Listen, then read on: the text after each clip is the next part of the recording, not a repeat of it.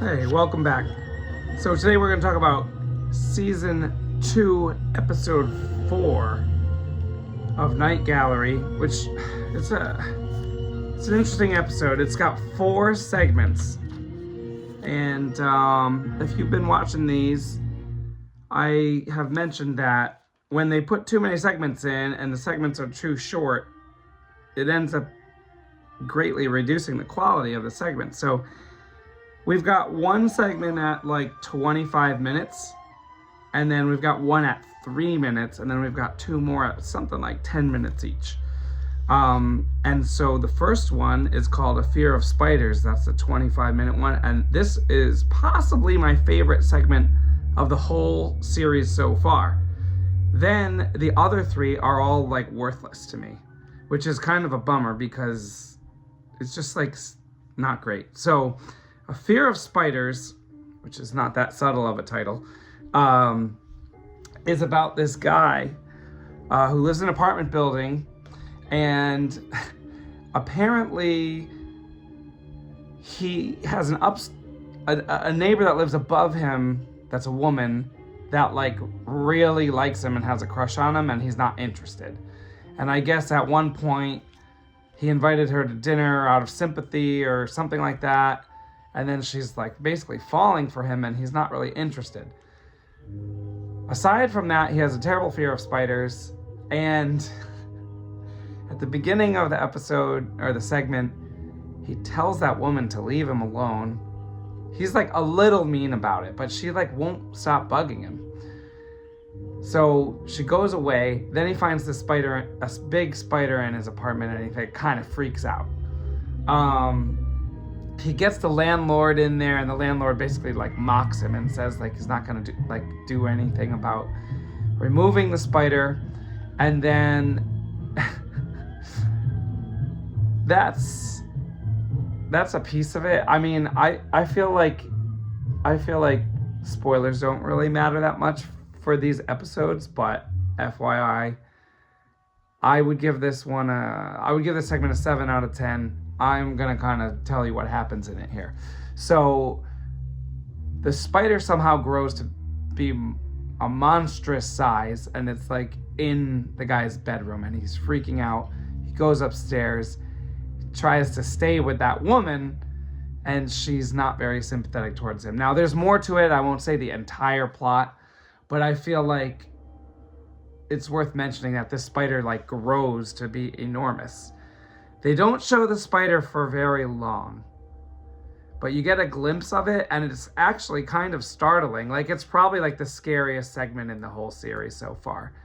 It's not like super scary, but like I would imagine that at the time this came out, considering what effects were like at the time, especially on TV, it probably scared people. It's you don't expect it when it comes out.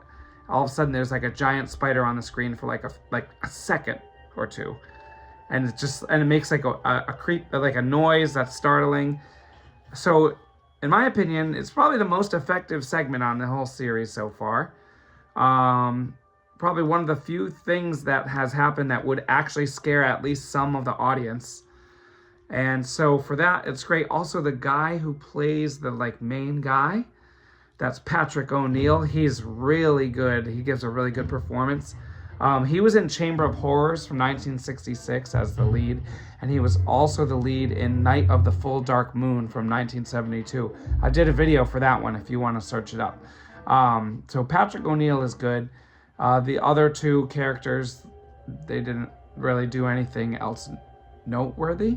John Astin, the guy who played Gomez in the TV show The Addams Family, the 60s version, he directed this, and Rod Serling wrote the segment. So A Fear of Spiders, 7 out of 10. That's the best segment so far of the whole series. Now after that, there was a segment called Junior, 3 minutes long. It's just a little joke. Basically, this kid is crying for a drink of water, and then the dad goes in, and I guess you're expecting it to be a little kid, but it's actually Frankenstein's monster. And that's the entire segment. it's like worthless. Like, it's just stupid. So I'm not rating it because it's 3 minutes long, but it would be a low rating if it was being rated. After that, we get Marmalade Wine, which is like 10 minutes long. It's just not long enough to be of any value. It's basically like one scene, and then it like sets up a plot twist. And then that's it. Like, you see, like, you experience the plot twist and it's like, oh, okay. But you don't, it's too short. Like, you don't care about the characters. So I'm just going to tell you what the plot twist is because it's not good. I mean, like, so basically this guy meets this other guy and like kind of like lies to him and tells him that he can predict the future. I think he does it either to impress him or because he's trying to get alcohol from the guy or something. So he says he can predict the future. Well, the guy he says it to is a surgeon, and he drugs the guy who says he can predict the future. And then when the guy wakes up, the surgeon has removed his feet so that he cannot walk away. He's removed his feet. And he thinks that because he can predict the future, he can like predict the stock market, and then he's gonna like get rich and won't have to work anymore. Then like, okay, you know, like, it's fine. It's honestly, the last 3 segments here basically just feel like a setup and then a punchline, which is like not what I'm trying to watch. So I would give that one like a 3 out of 10. And then that was called Marmalade Wine. And then the last part's the Academy. And again, this one's not horror in the slightest bit, first of all. And it's just people at this like academy for boys. And yet the whole, you know, it's like 12 minutes long, and like for the whole time you think that it's a regular academy, and at the end you find out that once you join the academy, you can never leave.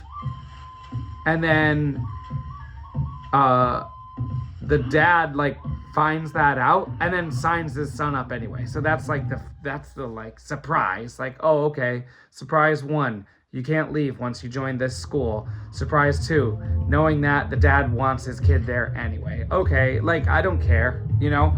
I'd probably give this one a generous 3 out of 10. Like, I didn't enjoy it at all.